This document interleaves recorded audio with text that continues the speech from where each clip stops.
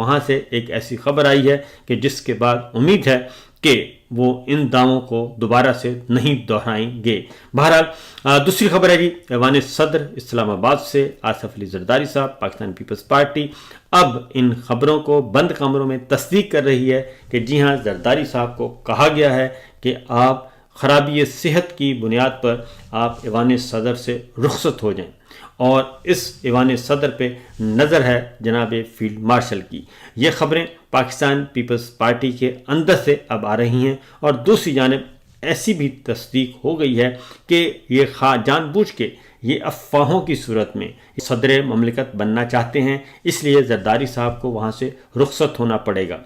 اور اب اس خبر کی تصدیق پاکستان پیپلز پارٹی کے لوگ خود کر رہے ہیں، لیکن وہ اعلان نہیں کر رہے، بلکہ بند کمروں میں اگر آپ انڈیویجول ان سے گپ شپ لگائیں، ان کو فون کریں تو وہ بتا دیتے ہیں کہ جناب بالکل ایسا ہی ہے۔ اور اب یہ کہا جا رہا ہے کہ اگر اس کو چینج کرنا ہے تو پھر وزیر اعظم ہوگا پاکستان پیپلز پارٹی کا، ایوان صدر میں فیلڈ مارشل آنا چاہتے ہیں تو آ جائیں، موسٹ ویلکم، لیکن اس کے لیے یہ کرنا پڑے گا۔ خبر ہے وہ آئی ہے امریکہ سے،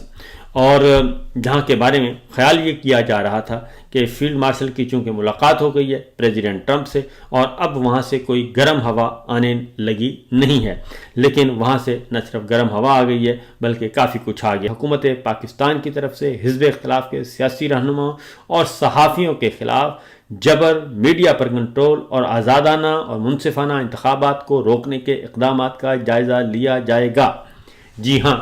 کہا گیا ہے کہ پاکستان میں فوج حکومت کی معلومات اور پالیسیز پر بے پناہ اثر و رسوخ رکھتی ہے،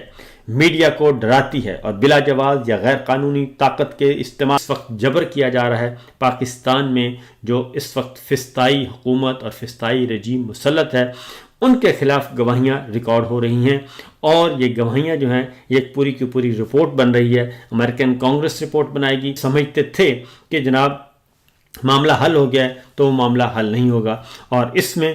یقیناً کیونکہ اب آتے ہیں ذرا امپیکٹ کیا ہوگا۔ ایک بل پڑا ہے کانگریس میں جو ولسن کا، وہ بھی فیلڈ مارشل کے خلاف ہے، ان کی ذات کے خلاف ہے، کیونکہ اس بل میں بھی یہی کہا گیا ہے کہ پاکستان میں جو انتقام، پولیٹیکل وکٹمائزیشن چل رہا ہے، اس کے بارے میں اس کی وجہ یہ ہے کہ اس وقت بھی جو سیاسی اسیران ہیں پاکستان تحریک انصاف کے، ان کی جیلوں میں حالت زار بہت مخدوش ہے،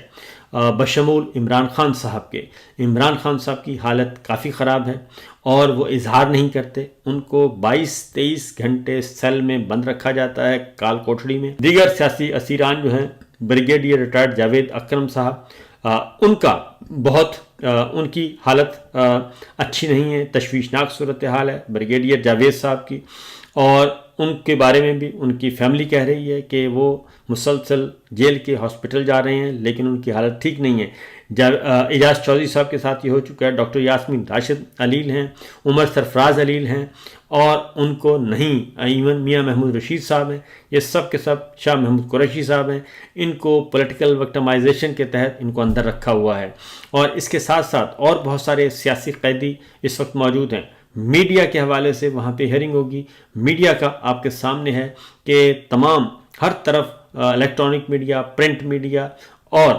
ٹیلی ویژن چینل، ڈیجیٹل میڈیا، سب پہ قدغنیں لگی ہوئی ہیں، اور ٹویٹر پہ دیکھ لیں، اور لوگوں کو اٹھایا جا رہے ہیں۔ مسنگ پرسنز کا معاملہ بھی اس میں ہے، بنیادی انسانی حقوق کا معاملہ بھی ہے اس سماعت میں جو امریکی کانگریس میں ہونی ہے، تو ہیں انسانی حقوق کی۔ میڈیا کو آپ کو معلوم ہے دبایا گیا ہے۔ تو یہ بڑی بڑی خبریں ہیں جناب۔